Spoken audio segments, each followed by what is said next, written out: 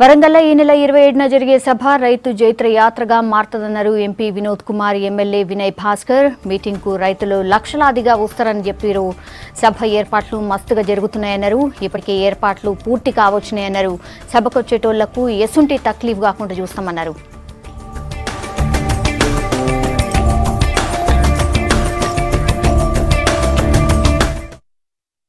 ఈ రోజు తెలంగాణ రాష్ట్రాన్ని సాధించుకున్న తెలంగాణని ఈ దేశంలో కని విని ఎరగని రీతిలో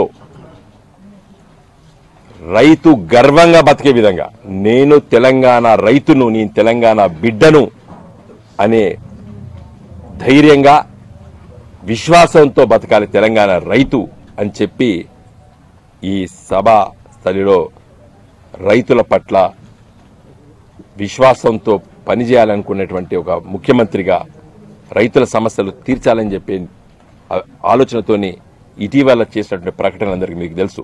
అందుకే ఈ సభకు రేపు 27వ తారీఖు నాడు రైతు జైత్ర యాత్రగా మారబోతున్నది. రైతులందరూ కదిలి వస్తారు. జైత్ర ఇదివరకు మేము తెలంగాణ జైత్ర యాత్ర పెట్టినాం.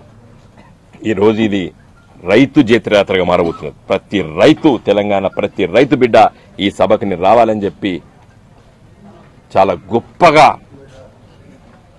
ఆలోచన చేసి ఈరోజు రావడానికి సిద్ధంగా ఉన్నాడు. నిన్న ఈ జిల్లాలో బహిరంగ సభకు వస్తున్నటువంటి వారందరూ కూడా స్వాగతం పలకడానికి